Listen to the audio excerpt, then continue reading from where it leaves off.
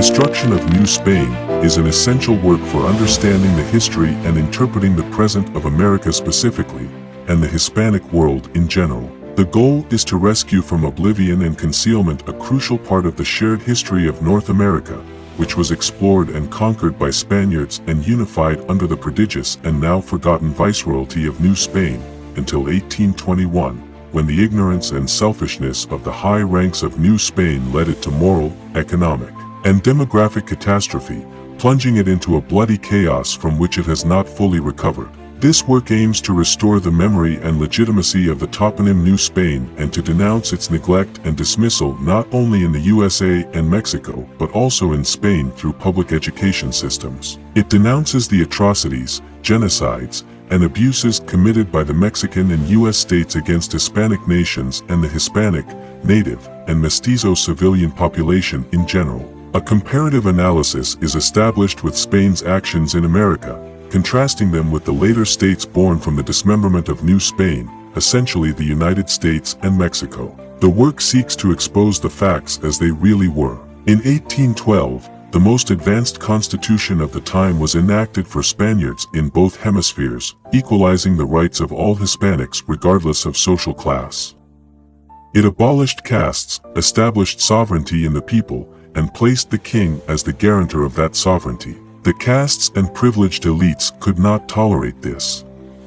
Neither could Spain's historic enemies. A century-long bloodbath was the immediate consequence of the secession in New Spain and the rest of Spanish America. With the destruction of New Spain, the largest and most prosperous geopolitical entity known in the Western world until then came to an end. The slanderous defamation of the Black legend was widely implanted, transformed into a founding myth of the educational systems in the Hispanic American republics, and became the official narrative justifying their birth, their backwardness, and their miserable existence. All this leads us to ask ourselves, why is the concept of New Spain not used to define the entire southern and western United States and is deliberately ignored? Why is the concept of New England widely used and recognized in the Northeast, and even more so New Scotland in Canada, while New Spain, which is older, more extensive, and with more history than New England itself, even than the entire United States, and whose oldest cities in the US are of New Spanish origin, is ignored? Why is this obscured not only in the USA and Hispanic America but even in Spain itself? Why is Spain's contribution to the birth of the United States concealed? And with it, the actions of Bernardo de Galvez and Diego Maria de Gardoqui, as well as its main explorers, Juan Ponce de Leon, Francisco Vasquez de Coronado, Hernando de Soto, Pedro Menendez de Aviles, Juan de Oñate, and Alvar Núñez Cabeza de Vaca, among many others. Why is the Holocaust of California, the genocide in the Philippines, and the atrocities committed in Puerto Rico, along with countless genocides and massacres in the name of democracy and freedom, hidden and not denounced?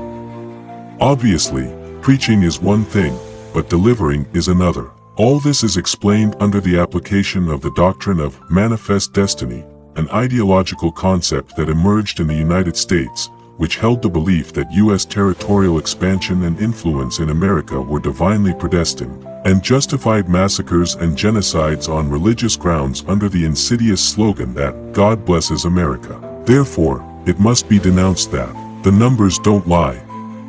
The true Black legend is the infamous Hollywood propaganda, with its false stereotype of the American hero, savior of the world, and relentless exterminator of the evil savage Indians of the Wild West, and the self-promotion given by supremacist ideologies of Anglo-Saxon origin, the once called, not without reason, the barbarians of the North. It is a false supremacist paradigm that is being imposed by the United States and by Central and Northern Europe on the Latin and Hispanic South, concluding, therefore, that the Hispanic world needs purely Hispanic media platforms, social networks, search engines, and artificial intelligence independent of Anglo-Saxon control.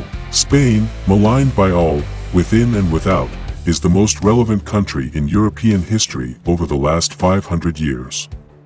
To the extent that the history of Europe cannot be explained without Spain being in the most prominent place, it is therefore worth feeling more pride, self-esteem, and self-love for belonging to Hispanic civilization and being Spanish than for being a native of nations like England, France, Holland, or Germany, whose achievements in history, in total absence of humanity, are measured by their plundering, crimes, genocides, and massacres, having contributed nothing more than desolation to the peoples they subjected to the cruel exploitative concept of colonies. Very different from Spain, which replicated itself wherever it established, incorporating the natives as equal under the law to the rest of Spaniards and mixing with them, in total absence of the racial segregation prevalent elsewhere.